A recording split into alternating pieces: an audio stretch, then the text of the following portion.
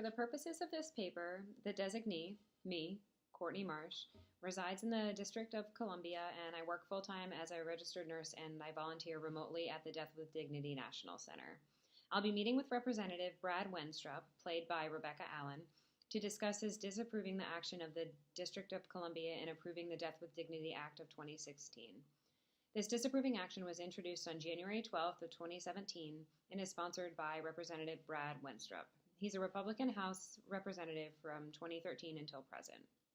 This movement is in the introductory phase, and if it moves forward, could eradicate the current Death with Dignity law in the District of Columbia. It's a pleasure meeting you, Mr. Wenstrup. Thank you for taking the time out of your day to meet with me. I wanted to start by introducing myself. My name is Courtney Marsh, and I am a full-time nurse and volunteer at the Death with Dignity National Center. It's my goal and passion to promote autonomy and decision-making for individuals nearing the end of life. It's a pleasure to meet you, Courtney. Mr. Wenstrup, I would like to begin by sharing a story with you. Just last week, a 22-year-old girl was admitted to the ICU where I work. I understand you have a 22-year-old daughter yourself? Yes, I do. For the sake of this story, let's call her Carrie. Carrie suddenly developed terrible headaches and problems with her balance. She was diagnosed with a brain tumor just 6 months ago, and during that time underwent a 12-hour surgery to remove what they could, but presented back to the ICU just this week with continued problems. She understands that she will never drive again, never dance again, her lifelong passion, or live a normal life ever again. I'm here because she chose to utilize the Death with Dignity Act. I understand that you're not in favor of this act? No, Courtney, I am not. I'm here to explain to you why supporting the Death with Dignity Act can positively affect you as a congressman. Tell me more. When this law was passed back in 2016, lawmakers voted 11-2 to pass this act. This leads me to believe that these individuals understood the importance of patients facing impending death having the right to die in the manner and terms in which they please. According to the Healthy People 2020 goals, as a country we are striving to attain high quality, longer lives free of preventable disease for individuals while promoting quality of life.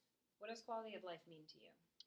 Well, quality of life to me means being able to perform the duties of my job successfully and to partake in activities that bring me joy. I like to go for long rides on my road bike and spend time with my family. Allowing the Death with Dignity legislation to remain in D.C. would mean that you and your people could be an advocate for quality of life for patients with terminal illness. I am certain you have heard of the case of Brittany Maynard. She has become the face of Death with Dignity because of her passion for patient autonomy. Prior to her death, she stated, "Who has the right to tell me that I don't deserve this choice? That I deserve to suffer for weeks or months in tremendous amounts of physical and emotional pain? Why should anyone have the right to make that choice for me?" Yes, I remember Brittany Maynard. Her story was a powerful one. Now let me tell you a little bit about Death with Dignity, our national center that's based in Portland, Oregon. We are a nonprofit organization that acts to provide an option for dying individuals and to stimulate nationwide improvements in end-of-life care. We not only expand the freedom of all qualified terminally ill Americans to make their own end-of-life decisions, including how they die, but we also promote laws that ensure safeguards and proper utilization of the law. We want to spread accurate information regarding Death with Dignity to not only patients, but also family members, legislators, advocates, and end-of-life care professionals.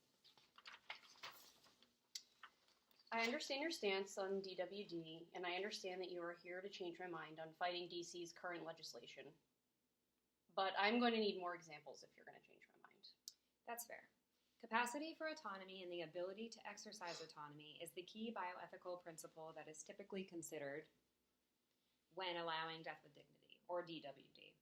The case of Dr. Timothy Quill is one that you may find of interest. After discussion and coordination with the patient and her family, Dr. Quill prescribed end-of-life medications to a 45-year-old patient who had refused a risky and painful treatment for terminal cancer after already undergoing an unsuccessful one for leukemia.